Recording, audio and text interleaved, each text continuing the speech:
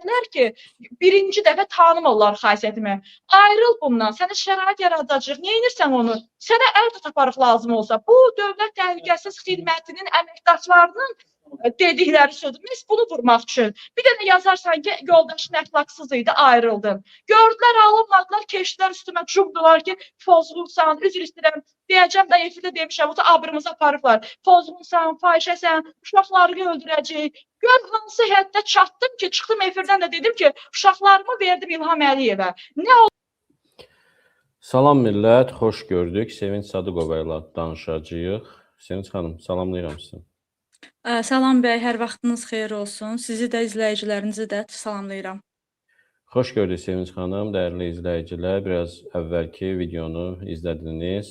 Həmin şəxsdir, Sevinç Sadıqova. Onunla danışacağıq. Təxminən yarım saat müddətində. Bəlkə də çoxlarınız artıq onu tanıyırsınız. Azərbaycanda Dövlət Təhlükəsizlik Xidməti, polis, Daxili İşlər Nazirliyi, hökumət onun ailəsinin başına gətirdiklərindən də xəbərdarsınız. Həyat yoldaşı Gürcüstanda həbs olunmuşdu. Söhbət Əfqan Sadıqovdan gedir, jurnalist və hazırda orada qapalı bir şəraitdə ölkədə qalır və ailə pərən-pərən düşüb. Sevinç Sadıqova özü övladları ilə Avropaya sığınmaq məcburiyyətində qalıb. Bax elə məhz onların ailəsinə yaşatdıqlarına görə Azərbaycan Prezident ailəsi barəsində xüsusilə Balaca Heydərin gəlini Alyona Qonçar haqqında çıxan məlumatlar, onun keçmiş həyatı və s. Bunlar da gündəmdən düşmür. Sevinç xanımdan həm də bunu danışacağıq. Bəziləri çünki deyirlər ki, insanların şəxsi həyatıdır, başqaları bunu müzakirə edə bilməz.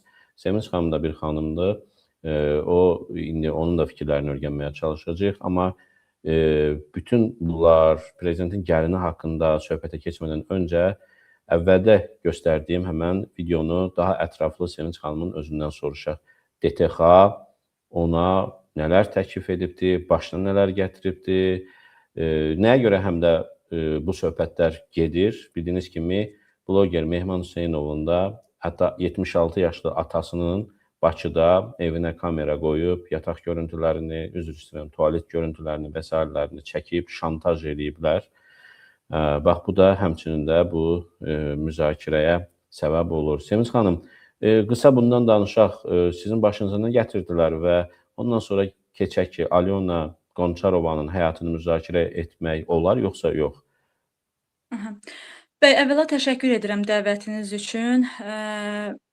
Belə deyək, məkan olaraq dəyişmişəm, Azərbaycanda yox, başqa bir ölkəyə məcburən sığınmışam və mən belə deyək, Fransaya sığınmağım, yəni artıq İlham Əliyev rejimi zaten bilir mən Fransadayam, mən də bunu açıq deyirəm. Mən Fransaya sığınmağım Əliyev üçün, Əliyev rejimi və siyasəti üçün biabırçılıqdır və böyük bir ləkədir ki, Azərbaycan vətəndaşı Fransaya üz tutubdur və siyasi sığınacaq üçün, nə təhsil üçün yox, nə sağlamlıq üçün yox. Zaten təhsil və sağlamlıq üçün də gəlsəydim Əliyev üçün biabırçılıq idi. Amma siyasi sığınacaq birbaşa olaraq İlham Əliyevin bəhrəsinin nəticəsidir ki, mən bu günlərim Fransadayam, iradəmə zid buradayam, məcburiyyətdən buradayam, ölkəmdən didərgin və sürgün olmuşam və öz istəyimə zid olaraq bunu etmişəm. Ailəmi qorumaq üçün, uşaqlarım atasız böyüməsin, sağlam mühitdə, sağlam şəraitdə yetişsinlər, təhsil ala bilsinlər və sağlam qalıb ailə ata və ana ilə birlikdə xoşbəxt yaşasınlar. Ailəm üçün ölkəmdən çıxdım. Didərgin düşdük, sürgün olunduq. Ölkə daxilində bilirsiniz ki, həm mən, həm həyat yoldaşım müstəqil jurnalist fəaliyyətindən məşğul olmuşuq, tam müstəqil. Yəni heç bir kurasiyada olmadan. Yəni bunu tam açıq deyirəm, hər kəsin də gözü önündə olubdur. Və bu demək jurnalistika fəaliyyətimiz ərzində demək olar ki, həyat yoldaşım dəfələrlə həbs həyatı yaşayıb. Həbs olunub 2 dəfə uzun müddətli, 3 dəfə inzibati qaydada və 1 dəfə də Bandatdelin 3.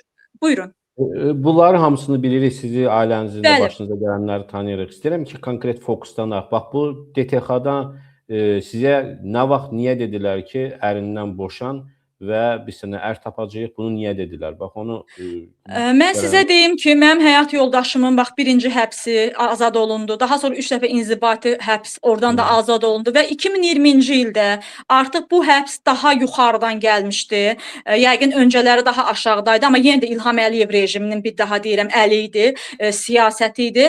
2020-ci ildə məhz Əfqan Sadıqovu Əli Nağıyev həbs elətdirmişdi. Məhz Əfqan Sadıqov onun obyektlərini çəkdiyinə görə və mən başlayıb həyat yoldaşımın azadlığını tələb edəndə, ona qarşı olunan bu haqsızlığa etiraz edəndə və mənim həyat yoldaşım həbsxanada aclığa başlayanda mən təbii ki, onun ölümünə göz yuma bilməzdim. Adamın vəziyyəti çox ağır idi və mən Əfqan Sadıqovu müdafiə etdikcə həyat yoldaşımı özünüz bilirsiniz, Dövlət Təhlükəsizlik Xidmətinin qarşısında aksiya eləmişəm. Prokurorluğun qarşısında. İlham Əliyev gələndə getmişəm, onunla görüşmək istəmişəm ki, ölkə rəhbəridir. Hamı susa bilər, o susa bilməz. Təbii ki, artıq mən hədəfə çevrildim. Çünki bunlar görürdü ki, mən etiraz edirəm, haqqımızı tələb edirəm. Və mən Dövlət Təhlükəsizlik Xidməti çağırıbdı. Bəy, mən bunu zamanında danışmışam, bu gün də danışıram və yazıram. Və birinci mənə təbii ki, güya xoş niyyətlərini göstərirlər, mənim üçün şərait qurarlar, Əfqandan boşanım. Hətta Əfqan o vəziyyətdə 50 arabasında adam aclıq edir. Deyir, sən onu bizdən də yaxşı vura bilərsən də, belə çıxır da. Ləkələ, biabır elə, sənə şərait yaradaq. Çünki bunlar hələ mənim xarakterimi bilmir, təklif edir. Dedim, dünya dağılar. Mən bilsəm ki, yəni bunun sonu faciə olacaq, mən həyat yoldaşıma qarşı bu addımı atmayacağam. Yəni birinci təklifləri bundan başlayıb, sonuncu təklifləri ki, alınmayandan sonra gördülər mümkün deyil və mənə dedilər, övladlarımın ölümündən hədəliyiblər, məni ki, uşaqlar böldürərik, o ölən uşaqları gözün qabağına gətir, intihar edən uşaqlar var, qızlar var, həmən ərəfədə də 2 nəfər intihar adından xəbərlərdə getmişdi, Göydələndən güya yıxılıblar, onları da misal çəkdilər mənə, DTX-nın o 5 saatdan çox görüşümüz olub orada və görüş deməz... Dövlət Təhlükəsizlik Xidmətinə çağırıblar. O binada görüşmüşsünüz yoxsa bayırda başqa yerdə? Xeyr. Nə vaxt çağırılmışam ora, qeyri-rəsmi çağırıblar. Nə vaxtda çağırıblar, məcbur ediblər özə. Nə vaxtda çağırıblar, 5-6 saat Dövlət Təhlükəsizlik Xidmətinin əsas korpusunda və otaqda olmuşuq. Yəni onların iş otaqlarında olmuşuq və onlar bir neçə nəfər olublar. 3, 4, 5 tək olmayıblar. Məni qoyublar qarşılarına, o zirzəmidə istintaqa çəkirlər, cinayətkarları və yaxud da terroristləri. Məni qoyublar, başlayıblar mənim üstümə gəlməyə, mənə psixoloji baskı gətirməyə və son, mən belə deyim də, bütün mərhələdən keçdikdən sonra bir neçə dəfə çağırıblar məni və bütün o mərhələdən keçdikdən sonra sonunda gördülər, alınmır. Mən yoldaşımı mübarizədə tək qoymuram, onun tələb edirəm hüquqlarının bərpasını və dedilər ki, bəs səni bir günün içi, bizə bir gün yox, 1 saat lazımdır ki, səni ölkədə fahişə kimi göstərək, sənin bütün həyatını məhv eləyək. Hətta orada əl arabasında olan ərim belə səni atar. Bax, mənə dedilər, səni o vəziyyətə gətirərik. Dedim ki, nə istəyirsiniz eləyin? Bax, bunu ki gördüm dövlətin qurumundan, həqiqətən deyirəm. Neçənci ildə olub? Neçənci ildə olub? 2021-ci ildə. Yəni, Əli Nağıyev vəzifədə idi də, bu artıq 2 ildir. Bəli, Dövlət Təhlükəsizlik vaxtında olmayıb, bu nə bilim Eldar Mahmudovun vaxtında olmayıb. Aha, aydındır. Bəs az öncə dedim ki, məhz Əli Nağıyev Dövlət Təhlükəsizlik Xidmətinin rəisi birbaşa olaraq Əfqan Sadıqovu həbs etdirən şəxs idi. Və mənə bir daha deyirəm və mən onu həqiqətən də mən ilk dəfə Dövlət Təhlükəsizlik Xidmətinə gedəndə qoyun Azərbaycan xalqı da bunu eşitsin məndən. O qədər sevindim. Dedim ki, mənim dövlətimin onurğa sütunudur. Hər şey ola bilər. Mən gedim birbaşa özüm baş verənləri danışım. Düşünürəm ki, Əfqan da azadlığa çıxacaqdı. Bütün bu hallar mən güvənirdim. Yəni DTX Dövlət Təhlükəsizlik Xidməti dövlətin onurğa sütunudur. Mənim özümə deyəndə ki, mən sadə bir insanam, da adi bir jurnalistəm. Əfqanın da həyat yoldaşı olaraq, vətəndaş olaraq müdafiə eləmişəm də, Azərbaycan vətəndaşı olaraq haqqımızı, konstitusiyayla olan haqqımızı tələb etmişəm. Mənə deyəndə bütün mərhələlər, o şirinliklərici təkliflər filan, onları keçəndən sonra, sonda alınmayandan sonra mən susmadım da, özünüz bilirsiniz, mübarizə aparmışam, bütün yayımlarda YouTube-da qalıb, heç biri də silinməyib, bütün kanallarda da gedibdir. Və gördülər ki, alınmadı, dedim, bir gün yox, 1 saat lazımdır ki, səni fahişə olaraq, üzr istəyirəm izləyicilərdən, bu baş veribdir, mən baş verəni olduğu kimi deməliyəm. Səni fahişə olaraq bütün ölkəyə biabır edərik, əl arabasında olan ərinə belə lazım olmasan səndən imtina elər. Dedim ki, nə istəyirsiniz məndən ərim imtina eləsin. İstəyirsiniz Azərbaycana yox, bütün dünyaya məni fahişə kimi göstərin. Bu söz ki sizdən çıxdı, öldü var, döndü yox. Əvvəla kişidirlər bunlar. Dövlət Təhlükəsizlik Xidmətinin vəzifəli şəxslərindən əlavə bunlar kişidir. Mən Azərbaycan vətəndaşı, Azərbaycan qadınıyam. Necə ola bilər ki, Təhlükəsizlik Xidmətinin rəisi səviyyəsində belə bir söhbət olunur vətəndaşla? Bəs mən kimə güvənim? Və həmin gün mənim bütün ümidlərim öldü. Bütün ümidlərim. Və mən ondan sonra ümumiyyətlə dayanmadım və sona qədər getdim. Nə baş verdi? Özünüz məndən gözəl bilirsiniz. Məni döydürdülər. Məni söydürdülər. Başladılar mənlə bağlı palaz-palaz özlərinin dırnaq arasında mətbuatı yaymaq, yazı yazmağa, çox yazıblar özdə. Və sonra başladılar iyrənc kampaniyalar başlamağa. Və mən danışanda sonda nə baş verdi? Mən onların dırnaq arası mətbuatın yazdığını səsləndirməyəcəm. Sonra ikinci bandit nazir baş prokurorluq çıxdı, xəbərdarlıq elədi. Mən nazirlərin elədiyini deyirəm də. Mən ayrı-ayrı jurnalistdən danışdım. Burada 100 dənə gərək DTX-nın belə deyək, himayəsində olanlar var. Özünüz məndən yaxşı bilirsiniz. Olmayan varmı ki? Yəni hamısı onun himayəsindədir. O müstəqil media nümayəndələri, həbsdə olanlardan başqa təbii ki. Və baş prokuror çıxdı oradan dedi ki, vətəndaş Sevinç Sadıqova və bir sıra özünə müxalif deyən bir qrup şəxs ağzına gələni danışır, yalan məlumat yayır. Halbuki mən nə demişdim? Mən dedim, mənə belə-belə təkliflər olundu, rədd elədim. Sonra mənə keçdilər övladımın ölümü, sonra mənə əxlaqsızlıqla səni biabır eləyəcək, bütün ölkədə səni gözdən salacaq, heç çölə çıxa bilməyəcəksən. Baş prokuror Kamran Əliyev dedi də bunu. Sonra nə baş verdi? Mən çəkilişlərin birində Kamran Əliyev, mən çəkiliş edirdim, jurnalist fəaliyyətimdən məşğul olurdum. Kamran Əliyev ora gəldi və mən o sualı orada verdim ki, sən cinayətkarları qoruyursan, mən təhdid olunuram, mən namusumla, ləyaqətimlə, övladlarımın ölümünlə sən baş prokuror olaraq, kişi olaraq mənə niyə xəbərdarlıq elədin? Sual verirəm, araşdırma varmı? Araşdırma yoxdur. Bəs hardan baxdın? Sənin fala baxırsan, sən fala baxansan, sən necə baş prokurorsan? Sən nə ilə qərar verdin ki, bu vətəndaş yalan danışdı? Mən razıyam, iddia ola bilərdi, amma araşdırma olmalıydı. DTX-nın qapısının ağzından yox, 1000 kilometrindən belə, bu tərəfindən belə Azərbaycan hər yeri kameradır, dinləyicidir. DTX-nın otaqlarında xüsusi cihazlar var. Mən girəndə orada nə geyinmişəm, Allah bir təpədən dırnağa hər şey bilinir də, belə deyək. Xüsusi otaqlarda səs yazan, görüntü götürən, sümüklərimizi sayan hər şey var. Niyə Kamran Əliyev arzu edib onlara baxmadı ki, hələ Əli Nağıyevdən betər bu mənə götürdü, buradan qanun adı altında mənə durdu şantaj elədi ki, danışma, səni yəni tutub içəri qoyarıq da. Budur ölkədə ədalət prinsipi. Sizi Dövlət Təhlükəsizlik Xidməti biabır etməklə şantaj eləyirdi, adınızı əxlaqsız çıxartmaqla. Halbuki həm də heç sizinlə bağlı əllərində heç bir şey də olmayıbdı. Sadəcə şər böhtanla, nə bilim, nə ilə sizi ləkələməyə çalışırdılar. Amma artıq günlərdir ki, bu gündəm olub. Prezidentin özünün gəlini, keçmişi barədə, nə bilim, bol-bol şəkillər paylaşılır. Yəni, əvvəlki həyatında bir kişi yox, yəni, cürbəcür kişilər, oğlanlar, filanlar barədə. Yəni, bu xəbərləri görüb nə düşünürsünüz? Reaksiyanız nə oldu? İndi bunlar dillərini kəsəcəklərmi? İnsanları bundan sonra daha bu məsələlərlə, güya dırnaq arası əxlaq söhbətləri ilə şantaj etməzlər yəqin, abırları, həyaları varsa da. Ümumiyyətlə, bu Alyona Qonçar söhbətinə münasibətiniz əvvəla mən onu deyim ki, Tural bəy, uzun müddət ki, insanlarla işləmişəm reportyor kimi, onu deyim ki, ilk deyil ki, mən yaşayıram. Sıravi tanımadığımız yüzlərlə Azərbaycan qadını Dövlət Təhlükəsizlik Xidmətinin qurbanıdır və DTX-nın padvalında soyundurulub başlarında min oyun açılır. Mən bunu deyim, çünki mən uzun müddət insanlarla işləmişəm, qadınlar, problemli vətəndaşlar. Yəni, bunu sıravi insanlar yaşayıbdır. Ancaq danışanlar çox təəssüf ki, qorxurlar və qorxularından danışmırlar. İntihara əl atırlar, danışmırlar. Mən bunu deyim. Və mən bir də onu deyim ki, mən özəl həyatın toxunulmasının qəti əleyhinəyəm, buna qarşıyam bir mənalı olaraq və heç bir qadının bu təcrübəni yaşamasını istəmirəm. Kimliyindən asılı olmayaraq düşmənim olsa belə. Amma keçirəm prezident ailəsinə. Hər zaman da demişəm ki, biz sadə vətəndaşlar nümunə qoymaya bilərik. Bizim şəxsi həyatımız yaxşı olmaya bilər, nümunəvi olmaya bilər, 10 dəfə ər, 10 dəfə arvad almaq olar.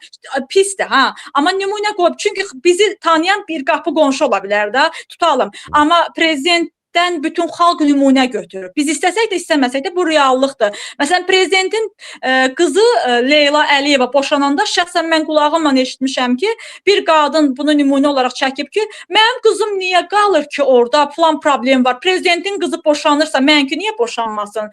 Həqiqətən də nümunə götürənlər var ha özünə. Demək ki, birinci ailədir, nümunəvi olmalıdır. Bu onun vəzifəsidir. Özəl həyat ola bilməz. Artıq o siyasətçidir və diqqət mərkəzindədir. Çox qapalı olmalıdır. Keçirik gəlininlə bağlı. Bir daha dedim ki, özəl həyat mən düşünürəm ki, toxunulmaz olmalıdır, qorunmalıdır. Amma mən onu gördüm, onun həyatını belə deyək. Və mən təkrar öz yaşadıklarımı xatırladım. Bəli, mən şantaj olunmuşam, amma əllərində fakt və sübut olmayıb. Bunun üçün yetərincə cəhd ediblər, toplasınlar. Yəni ağılları getmişdi Leylaya, Arzuya, Əlin Ağayevin gəlini, qızı bilmirəm nələrlə məşğuldur, amma artıq Alyonanı görəndə nələrlə məşğul olduqları artıq fikir formalaşır və o təbii ki, onlar öz arşınınla ölçürlər hər şeyi. Alyona Əliyevaya gəlincə onun şəxsi həyatının yayılan görüntülər bir daha deyirəm, xoş deyil, normal da deyil. Prezident ailəsinə yaraşmır, normal götürsək yaraşmır. Olmamalıydı belə bir görüntülərin yayılmamalıydı və onlar bir daha deyirəm nümunə qoymalıdılar ortaya. Məcburdular bu nümunəni qoymağa. Siz deyirsiniz, həyatları belədir, məsələ odur. Həm də ki, əxlaqdan dərs keçirlər, çıxır, milli mənəvi dəyərlərdən danışırlar və deyirlər ki, insanlar ailələrdə belə tərbiyə eləsin. İlham Əliyev deyir, siqaret çəkmək tərbiyəsizlikdir və sağlamlığa ziyandır, qız xeylağı, nə bilim, biz amma əksini gördük indi bunda. İlham Əliyev deyir ki, Avropada belə əxlaqsızlıqlar var, halbuki elə bu, yəni gördüklərimiz bəs eləyir ki, İlham Əliyev özü sussa bu məsələ barədə danışmaya.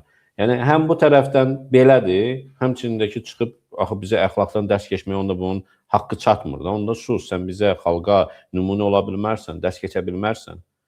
Yəni, bu pisdir, yaxşı bildir, pisdir və yaxud da ki, heç kəsə dəxli yoxdur. Amma dəxli yoxdursa, sən də xalqa dərs keçmə də bunda. Sən də axı bundan yoxdur. Bəli,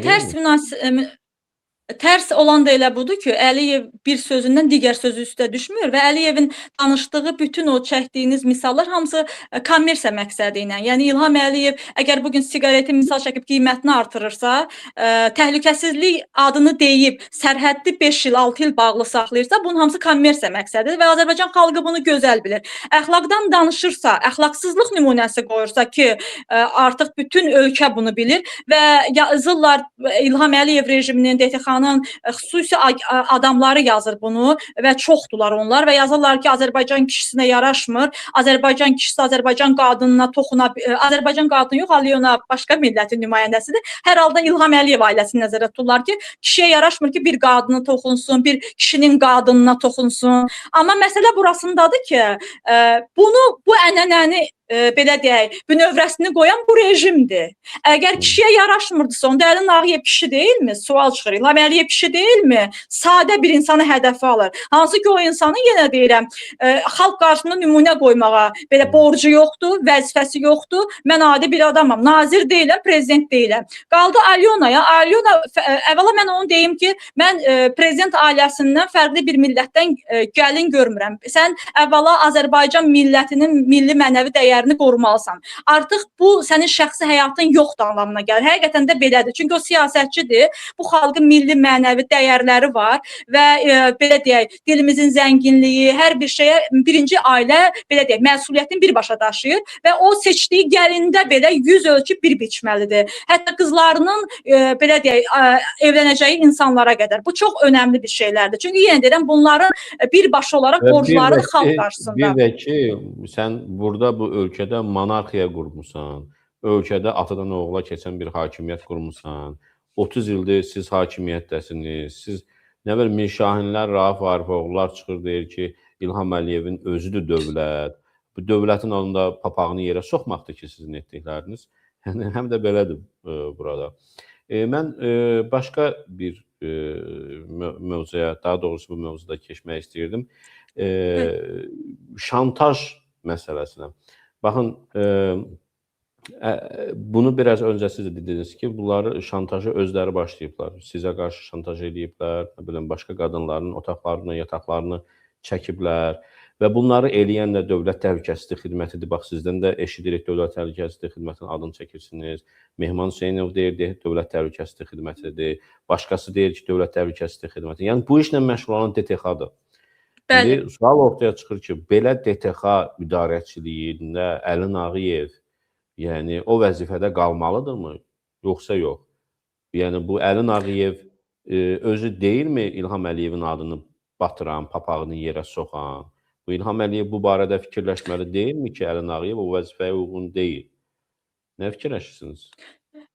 Mən belə düşünürəm ki, bax elə az öncə dediniz Alyona Əliyeva, mən elə o gün də Facebookda yazıram ki, Alyona Əliyevanı biabır eləyən Dövlət Təhlükəsizlik Xidmətinin rəisi Əli Nağıyevdir. Çünki məhz Əli Nağıyev o qədər insanların şəxsi həyatından şantaj edib, o qədər insanlara repressiya yaşadıb və mən deyim ki, bugün Alyona ilə bağlı mən də yazıram, fikirlərimi bildirirəm, ironik, sətiraltı, onların anlayacağı dildə mən də yazıram və əslində mən öz xarakterimə uyğun olsaydı illər öncə bunu heç vaxt yazmazdım. Çünki yenə deyirəm, istəməzdim belə bir şey yazım. Amma gör nə qədər ki bu rejim bizə bunu yaşadıbdır, biz hər birimiz bunu yazırıq. Bunu yaşayanlar ələxsus bunu yazır. Və ümumiyyətlə İlham Əliyev başda olmaqla onun rejimində hər kəs dəyişməlidir. Tək DTX-nın rəisi yox. Elə baş prokuror Kamran Əliyev, Daxili İşlər Naziri Vilayət Eyvazov və İlham Əliyev islahata getdiyi gün mən demişəm, özü getməlidir. Çünki normal ölkələrdə bu qədər uzun müddətli prezident qalmır. Hələ prezident qalmaqdan əlavə arvadını birinci vitse-prezident təyin etmir. Ondan əlavə oğlunu prezidentliyə namizəd kimi göstərmir. Rəsmi səfərlərə, işgüzar səfərlərə aparmır və Alyona Əliyevanı birinci xanım kimi təqdim etməyə çalışmırlar ki, buna aparır da o yollar. Yəni İlham Əliyevin ən böyük belə deyək, islahat aparacağı gün özünün getdiyi gün olacaq və bütün kadrları Əli Nağıyev başda olmaqla hal-hazırda təyinatda olanlar hamısı cinayətkarlardır. Məyər Vilayət Eyvazov cinayətkar deyilmi? Mən polis bölmələrində başqalarından gördüyüm belə hekayələr yox, həqiqi baş verən, real baş verən hadisələr, mən onları demirəm. Mən polis bölməsində özüm yaşadıqlarını görmüşəm və birbaşa özüm yaşadığıma görə Vilayət Eyvazovun cinayətkar olduğunu bilirəm. Və mən də niyə yaşamışam? Çünki dirəniş göstərib mübarizə aparmışam, arxaya çəkilməmişəm, bunların təklifindən razı olmamışam.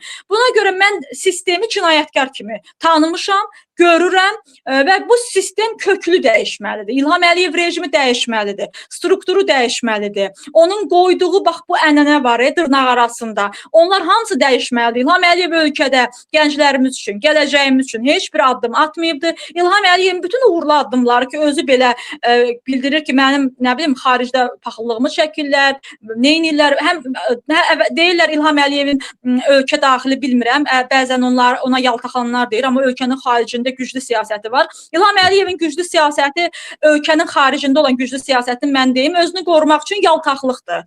Bax, necə ki trollar var, Mirşahin Əliyevə yaltaqlanır. İlham Əliyev də Mirşahin kimi digər belə deyək də güclü dövlətlərə yaltaqlanır. Yəni böyük Mirşahindir prezident səviyyəsində. Bu açıq belədir və İlham Əliyev Azərbaycan xalqının rifahı, yaxşılığı, gələcəyi üçün və bugünü üçün nə xarici siyasətində, nə daxili siyasətində addım atmır. İlham Əliyev oğurluyur, xaricə kimə lazımdır, kimdən qorxur, ona verir ki, ömrü uzansın. Daxildə də özü talayır, hər bir şey eləyir. Baxın, az öncə dedik ki, bu ailə dəyərləri, Azərbaycan xalqının dəyəri. Məsələn, bu adam boşanıbdır, gör nə qədər demokratiya tərəfidir ki, Emin Ağalarov Azərbaycanda Xəzəri zəbt eləyibdir və Sibriz layihəsi belə deyək, orada ərsəyə gətirib və bu milyonlarla onun dəyəri ölçülməyən bir layihədir. Bu, bunun boşanmış qızının əridir. Bu adam demokrat olduğunu burada göstərir. Bu adam demokrat olduğu hansı addımda görmüşük ki? Aldığı gəlində demokrat addımını görürük dırnaq arasında, qızlarının həyatında və yaxud da həyat yoldaşı birinci vitse-prezident First Lady'mizdə, belə birinci xanımımızın özəl çirkli həyatından, xarici mediada gedən xəbərlərlə, İlham Əliyevin özünün atdığı iyrənc addımlar olub zamanında, indi bilmirəm nə ilə məşğuldur. Yəqin yaşlaşıb da dua eləyir də məsciddə, bilirsiniz. Yəqin ki, keçmiş həyatı, bilmirəm, peşmançılıq hissi yaşayır, Allahdan tövbə tövbə istəyir, bilmirəm. Mən onu tülkü həccə gedib təmsildəki tülküyə oxşadıram və o bir daha deyirəm, ancaq özünü düşünür. Bütün atdığı addımlarda bu xalq üçün addım atılmır. Mən yaşadım və gördüm. Bu kim nə istəyir danışsın, desin. Mənim qazandığım təcrübə, mənim gördüyüm kifayət eləyir ki, mən İlham Əliyevi də gözəl tanıdım, Əlin Ağayevi də gözəl tanıdım. Bir vətəndaş olaraq mən gözəl tanıdım. Çünki mən hər halda əgər 5-6 dəfə DTX-da 10 saat oturub 5-6 nəfər yığışıb eyni sözü deyib bir qadını ölüm həddinə çatdırırlarsa, polis bölmələrində bir qadına olmazın təhqirini edirlərsə, şantaj edirlərsə, onların təklifinə rədd gələndə prokuror durur onları dəstəkləyirsə, bu məni ölkə daxilində bunları danışırdım və o qapını döyürdüm də, dövlət qapısını. Niyə maraqlanmırdılar? Niyə demirdi ay vətəndaş nə baş verir? Axı mən xaricə getmək üçün bəy plan cızmamışdım ki, mən Avropaya gedim. Mən Avropaya getmək istəsəydim, niyə mən gedərdim də Avropaya, düzdürmü? Məni Avropaya, bax bu siyasi qaçqın həyatını yaşadan Əlin Ağayevlə İlham Əliyev rejimidir. Vəssalam. Mən çünki Avropaya gəlmək niyyətində olmamışam. Həqiqətən də istəməmişik. Bu günlərim tək ailəm parçalanmır. Mənim yoldaşım Gürcüstanda əsirdir. Öldürə də bilərlər. Mənim özümü də tuta da bilərlər. Orada hər bir şey hadisə gələ bilər başına və mən bununla şantaj eləyirlər. Mən də demişəm, nə istəyirsən Əfqanı öldür, istəyirsən məni. Biz sona qədər mübarizə aparacağıq. Nə qədər sağlamlığımız var, nə qədər ölməmişik, İlham Əliyev, Əlin Ağayev öldürməyib, danışacağıq, mübarizə aparacağıq. Siz əsas məsələ budur ki, qoy Azərbaycan cəmiyyəti və bütün dünya görsün ki, İlham Əliyev Azərbaycan xalqına nə yaşadır? Ən azından biz bu xalqın nümayəndəsiyik. Ən azından Azərbaycan dövləti namuslu, qeyrətli və dürüst bir vətəndaşını itirdi. Bəli, itirdi. Avropa qazandı. İlham Əliyev rejimi itirdi. Hə, İlham Əliyev rejimi deyir, ha, indi bu dəqiqə yazırlar, qeyrətli kişilər Alyonadan danışmaz, prezidentin gəlinindən. Bəs siz qeyrətli kişisiniz da, çox qeyrətli kişisiniz. Onda bu nə oyundur bizim başımıza açdınız? Axı siz Əlin Ağayev qeyrətli kişidir. Qeyrətli kişilərin açdığı oyunun, siyasətin qurbanıyıq da, biz bu iyrənc siyasətin. İndi Alyoniya nə olursa yaxşı olur. 1000 qatı da olsun. Arzu eləyirəm ki, Əlin Ağayevin gəlininin videosu çıxsın, onu çox istəyirəm. Qızının videosu çıxsın, nə bilim, arvadının videosu çıxsın. Bu arzu ilə yaşayıram inşallah ki, çünki Əlin Ağayev buna layiqdir. Çox əxlaqsız insandır, evet, çox tərbiyəsiz insandır. Sizi DTX-ya çağıranda, dedi 7-8 nəfər. Onların içərisində, sizi sorğulanların içərisində bir xanım var idi, yoxsa hamısı kişi idi? Yox, hamısı boynu yoğun, oturmuşlar, hamısı elə bil İsayev Musa təpifdir. Boynu yoğun, paqonlu, hamısı oturub, məni də qoyublar belə üzbəyiz bu tərəfdə səmtə, beləcə dəyirmi fırlanıblar. Biri deyir sakitcə, o birisi başlayır, o birisi deyir, bu birisi başlayır. Mən də oturmuşam, belə baxıram, belə şokdayım, deyirəm, görürsən mən hara düşmüşəm. Mən də deyilə bilirəm ki, bir namuslu, qeyrətli yerə. Mən ondan sonra bütün bizi nətəri, bütün həyatım alt üstü oldu da. Yəni mən Avropada nə işim var idi? Mən öz dövlətimdə fəaliyyət göstərməliyəm. Mənim övladlarım orada böyüməlidir. Bizim vətənimiz oradır da. Axı mən fransız deyiləm. Mən burada doğulmamışam. Bura mənim vətənim deyil. Məcburiyyətdir. Qoy Azərbaycan xalqı bilsin. İndi kim seçim edir, təhsil üçün gedirsə uğurlar olsun da. Amma bu seçimi etməyəndə insanın ürəyi yanır da. İstəmədiyin həyatı yaşayırsan. Bəs niyə mən burada bu qədər səhhətimlə bağlı problem yaşadım? Çünki mən istəmədiyim həyatı yaşayıram. İstəyənlərə uğurlar olsun. Mən qınamıram. Amma mən istəmədiyim və mənim istəmədiyim həyatı yaşadığıma görə biz böyük bir zərbə aldıq. Və mən bu həyata razı olardım. Bu ailəmin birləşməsi. Amma rast ki, İlham Əliyev, Əlin Ağayev, Əfqanı orada məni burada saxlayırsa, xoşdur, eybi yoxdur. Biz də mübarizə metodumuzu dəyişmişik. Əlin Ağayev nə tər qeyrəti varsa, o cürdə mübarizə görəcəkdir. Bu günə qədər düz mübarizə aparmamışam. Mən şəxsən öz adımdan deyirəm. Çox yanlış mübarizə aparmışam. Ona görə də mübarizə üslumu dəyişmişəm. Facebookumda da Əlin Ağayev, cənab nazirimizlə bağlı gözəl-gözəl yazılar yazıram. Cənab nazir oxusun, feyziyab olsun. Nə layiqdir onu yazıram, nə artıq, nə əksi. Əlin Ağayevdən nəyi eşitmişəm, birə-bir onu yazıram. Kamran Əliyevlə də eyni. Üzbəyiz oturmuşam Kamran Əliyevlə. 1 saat görüşümüz olubdu. Bu şəxsiyyətsizlə 1 saat danışmışam. Bu şəxsiyyətsiz mənə deyir ki, mən dedim ki, siz etiraz eləyə bilməzsiniz. Ya fakt qoyun, etiraz etməyim. Ya da mən bu stoldan dururum, mən danışmayacağam sizlə. Mən bax, necə deyirəm, elə də olubdu. Çıxarsınlar da qoysunlar, bu qədər dövlət qurumunda olmuşam. Cinayətkarların olduğu yuvada. Bir dənə çıxarsınlar, qoysunlar ki, Sevinç başqa şey müzakirə edib. Maraqlarından, nə bilim, puldan, siz danışmısınız maraqdan da, puldan da, təklifdən də, şantajdan da. Çıxardın bir dənə qoyun, Azərbaycan xalqı da nə qədər ləyaqətli bir insan olduğumu bir daha görsünlər. Və mən Kamran Əliyevə deyəndən sonra axırda məcburiyyətdən boynunu əyə-əyə, boynu dəyir axı, belə deyə inanmaq istəmərəm, olubsa təəssüf edirəm. Sizə qoruyucu verim. Dedim, yox, mən neynirəm? Mən şeylə düşməmişəm, ermənilərə zədə əsir düşmüşəm, qoruyucu zad lazım deyil, dedim mənə. İstəmirəm qoruyucu. Nəyimə lazımdır ölkəmdə qoruyucu ilə gəzəm? Dedim, sadəcə bir qadın, vətəndaş, Azərbaycan anası, 2 uşaq anası hədəfdə ola bilməz. Sizin dedim başınız deyəsən yerində deyil. Yəni bu düzgün deyil, bu ləhkədir dedim bu ölkənin adına, bu dövlətin adına. İlham Əliyev uğurlu siyasəti. Siz başa düşürsünüz ki, məni gərək öldürəsiniz. Mən sizi biabır edəcəm bütün dünyaya. Burada da hər yerə gələcəm. Bəy, Alyona xanıma da qoy bir dənə deyim bunu. Bəy, sizin efiriniz izlənilir. Mən Alyona xanıma dəstəyəm, həqiqətən də. Hətta o gün yazdım ki 2 fevral Gənclər günü, dedim prezident də dəstək verir, özü də sərəncam imzalayıb İlham Əliyev ki 2 fevralla bağlı belə beynəlxalq üzr istəyirəm ifadəmə görə Kupanik günü elan olunacaq. Bütün Azərbaycanda olan müəllim heyəti, Mişayinin heyəti, DTX-nın jurnalist heyəti Kupanikdən, özü qırmızı Kupanikdən Alyonaya dəstək verin, çıxın paylaşın da. Çünki bunu edirsiniz. Baxın İlham Əliyevin verdiyi bütün qərarlara hamısı Mişahin başlamanın hamısı okey deyir və etiraz eləyəndə yoxdur. O zaman buna da qoşulun. Və mən bu təklifi etdiyim zaman özümü unutmamışam. Soyuqdur, səfirliyin qarşısına Kupaniklə çıxa bilmirəm, soyuqdur. Amma yay aylarında Alyona məsələsi gündəmdə qalsa, çıxacam Fransa səfirliyin qabağında Alyonanın Kupanikdə şəkli, bir də özüm dəstək verəcəm. Söz verirəm, Əlin Ağayev, Alyonaya sona qədər dəstəyəm. Alyonanı biabır eləyən Əlin Ağayevdir, mən də dəstək verirəm. Qadın olaraq o başqa milli ruhda böyüyübdür. Bizim millətin nümayəndəsi deyil. Bizim millətin nümayəndəsi bugün TikTok açsam Alyonadan betərdilər, bilirsiniz. Amma yenə də deyirik, sadə adamlardır. Nümunə olmaya bilərlər, nümunə qoymaya bilərlər. Alyona başqa millətin nümayəndəsidir, onu seçən Əliyev ailəsidir. Başqa psixologiyada böyüyübdür, başqa ruhda böyüyübdür. Onların dəyəri başqa, bizim xalqın dəyəri başqa. Bizim xalqın dəyəri başqa idi.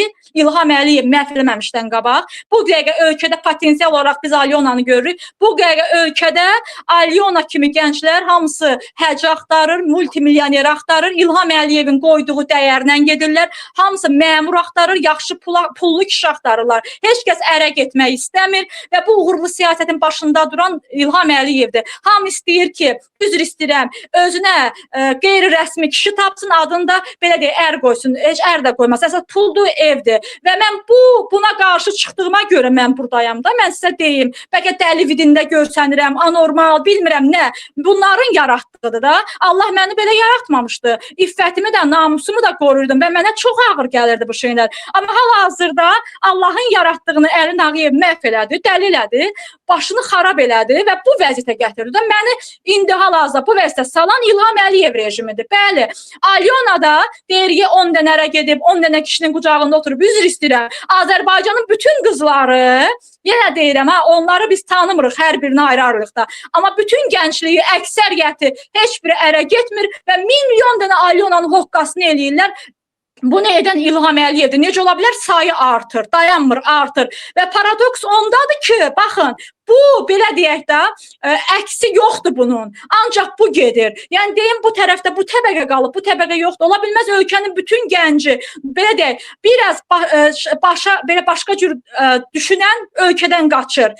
Amma o siyasətin arxasınca gedən dırnaq arasında bax, onları təkrarlayır. Baxın xalq artistlərinə, baxın mədəniyyət işçilərinə, baxın televiziya işçilərinə, gözlə görünən, baxın onların yaratdığı mətbuata, baxın onların yaratdığı media deyək, sosial mediaya, baxın hələ gözlə gördüyümüz və görmədiyimiz tərəflərə və ölkə İlham Əliyev hərəmxana düzəldib ölkəni. İlham Əliyev üzrsən fahişəxana düzəldib və İlham Əliyev də oturub başında nəzarət eləyir, ləzzət alır, keyf eləyir. Bax, bunun adı əxlaqsızlıqdır. Bu prezident deyil. Prezident postunda pozğun oturubdur. Bax, budur. Və Alyonun timsalında bütün gənclər o viddədir. Biz amma tələb edirik ki, bizim gələcək birinci xanımımız əvvəla Alyona olmamalıdır, öz millətin olmalıdır.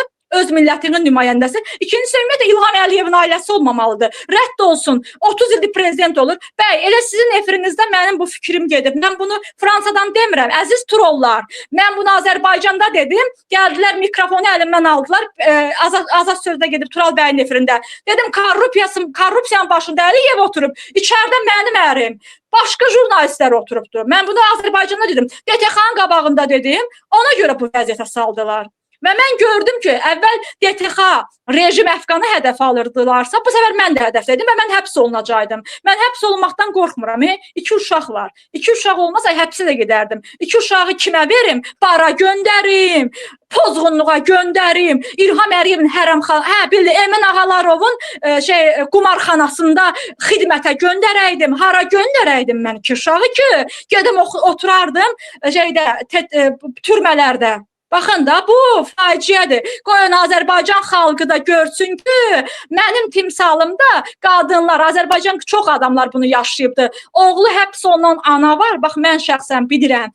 Giriblər içəridə çırpıblar, videonu atıb mənə. Sonra ağlaya-ağlaya yığıbdı ki, qızım vermə videonu mənə, vermə efirə, vermə. Deyir, qızını aparmışıq, zorlayacağıq.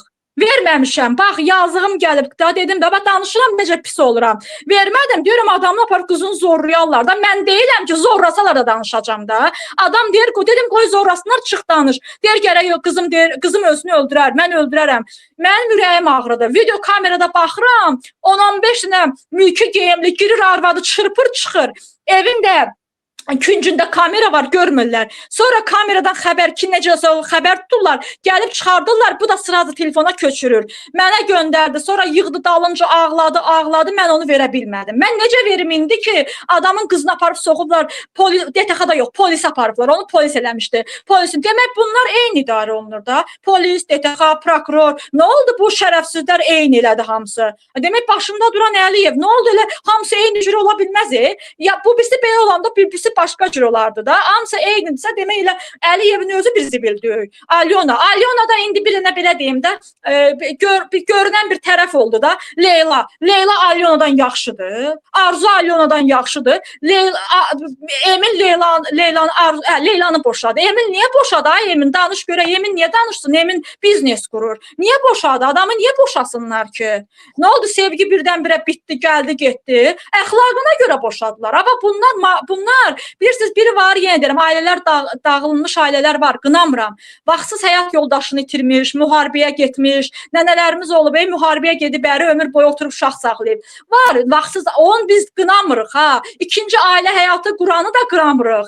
Olur müəyyən səbəblər, insanlar məcbur olurlar, bu da başqa. Amma biri var, zövq üçün əxlaqsızlıq edən və bunu birinci ailə edir. X bir adam eləmir, tanımadığımız bir adam eləmir, nümunə, qonşun eləmir, baxasan üzünü çevirəsən, deyəsən, cəhənnəm olsun. Televizor açırsan, bu lomba bığ çıxır, qırmızı bığ çıxır. Açırsan YouTube-u, qırmızı bığ çıxır. Hər yerdə bizə namus dərsi keçir. Hər yerdə sağlamlıq dərsi keçir. Buradan qanı xarab məhsulları, içində bütün zəhərli maddələri bizim canımıza doldurur. Buradan da aptekdən zəhərli dərmanları satır. Azərbaycan xalqı düşünür ki, siyasətə qarışmır, xoşbəxtdir. 40 yaşından sonra tromblaşmadan ölürlər. Milli onkologiya çəkilişə getdim, ayağımı qoya bilmədim.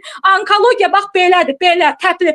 Hamısı da orada mələşir. Yalan deyirəm, ASTV kameranı götürsün, bir dənə kişi kimi yayın versin. Orada pulsuz heç nə yoxdur. Mələşir, pulsuzlar mələşir. Pullular biraz hörmət edir, onlara baxırlar, onlar da ölürlər. Onsuz da söhbət ondan getmir. Ürək xəstəxanası elə, kardiologiya elə. Girirsən aman Allah, gənclərdir hamısı. 20, 25, 30. Bu gənclərin hamısını Əliyev xəstə, ya narkomandır, ya xəstədir, ya dəlixanalıqdırlar, ya da fahişədirlər. Baxın, bunun adı ölkədmi? Bunun adı siyasətdirmi? Bunun adı namusdurmu? Əxlaqdırmı? Bunun adı dəyərdirmi? Ay, sənin boyunu yerə soxun. Bizi niyə belə bu günə qoydun? Bizim nə idi günahımız? Mənim bir dənə günahım var, qardaş, ailəmi qorudum. Qoy Azərbaycan ailəsini qoruyan bir qadın, baxın, Əlin Ağayev deyir, ər tapacam sənə. Neynirsən əri? Əlin Ağayev tap da, sənin yolunla gedirəm. Əfqana da arvad tap, amma Əfqana birinci gəlinini göndərərsən, yaxşı mı? Əfqana, mənə lazımdır. Əfqana gəlinini göndər, Alyonanı göndər, bunlar yaxşıdır. Göndər. Düz deyirsən də, düz deyirsən. Ailə dəyərini niyə qoruyaq? Qızlarımız boşansın, 100 kişiyə getsin. Yox, getməsinlər, əxlaqsızlıq eləsinlər. Doğduqları da əxlaqsız olsun. Bu cür cəmiyyəti də fırlatmaq asandır da. Fahişə cəmiyyəti nə var fırlatmağa? Nə var dolamağa? 20 il dolda prezident olaram, 40 ildə, 50 ildə. Kim dillənəcək? Dillənən kimi 100 videosunu qoyacaqlar. Bax, bu budur. Danışmazsınız. O da sakitcə gedir oturacaq. Məsələm deyirəm. Bu reallıq deyilmi? Görün nə qədər sıravi adamlar var idi ki, mən hələ TikTokda görürdüm. Deyir, mən çağırıb deyirdilər ki, gəl filan rəisə üzr istəyirəm, şkol ol bilmirəm da nədir. Yəni deyənlər var da, adi adamlardır. Gəl işte kişiləri şantaj elə, oğlanları şərrə tutdur. Kimin cibində 5 manat var. Onsuz da hamısı Rusiyadan, Avropadan, oradan, buradan qazanır, göndərirlər də ailələrinə. İlham Əliyev ona da imkan vermədi. Bax, biz bu cür, bu vəziyyətdə olan millətik. Tək mən yox ha, elə biz. Tək mənim ailəm dağılmayıb. Azərbaycan xalqında ailə qalmayıb. Hamının ailəsi dağılıb. Hamı bax, məndən betər gündədir. Prosta mən danışıram. İndən sonra başqa cür. Bu Fransada səfirliyə yaxın qalıram. Gedəcəm ora. Gedib orada Alyoniya dəstək olacam gələcəkdə. İndi soyuq olar, xəstələnərəm. Keçmiş olsun. Başınıza gələnlər həqiqətən də çox dəhşətdir və anlayıram da sizi. Bizim izləyicilər də sizi anlayır və emosionalınızı da başa düşürlər. Ya qardaş, ürəyim partlayır da, yəni təsir edir mənə. Bu cür ölkə idarə olunmur. Yox, idarə eləyirlərsə də biz də vətəndaşların haqqımızda nə olsun Fransadayam. Burada da mübarizə apara bilərəm də öldürənə qədər. Bilirsiniz də burada da öldürürlər. Asan deyil, cəmaət də bilsin Azərbaycan xalqı. Səniz xanım, təşəkkür edirəm müsahibə üçün. Sağ olun bəy. Mən sizə təşəkkür edirəm. Sağ olun. Sağ olun.